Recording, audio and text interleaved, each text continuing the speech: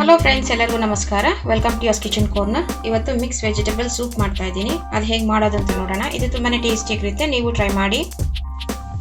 ಇಲ್ಲಿ ನಾರ್ ಅವ್ರದ್ದು ಮಿಕ್ಸ್ ವೆಜಿಟೇಬಲ್ ಸೂಪ್ದು 2 ಪ್ಯಾಕೆಟ್ ತೊಗೊಂಡಿದ್ದೀನಿ, 10 ರೂಪೀಸ್ದು.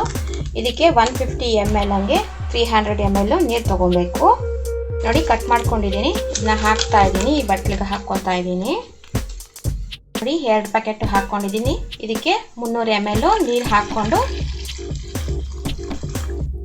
ವಿಸ್ಕ್ ಮಾಡ್ಕೊತಾ ಇದ್ದೀನಿ. ಗಂಟಿಲ್ದಿದ್ದಂಗೆ ವಿಸ್ಕ್ ಮಾಡ್ಕೊಬೇಕು.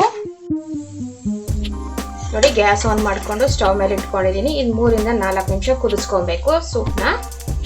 ನೋಡಿ, 4 ನಿಮಿಷ ಕುದಿಸ್ಕೊಂಡಿದ್ದೀನಿ. ಸೂಪ್ ರೆಡಿ ಆಯಿತು. ಈಗ ಗ್ಯಾಸ್ ಆಫ್ ಮಾಡ್ತಾ ಇದ್ದೀನಿ. ನೋಡಿ, ಮೇಲೆ ಸ್ವಲ್ಪ ಕೊತ್ತಂಬರಿ ಸೊಪ್ಪು ಹಾಕ್ಕೊತಾ ಇದ್ದೀನಿ.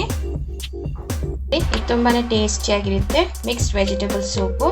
ನೀವು ಟ್ರೈ ಮಾಡಿ ಹಾಗೂ ಕಮೆಂಟ್ ಸೆಕ್ಷನಲ್ಲಿ ತಿಳಿಸಿ. Signing out from your kitchen corner. Thank you.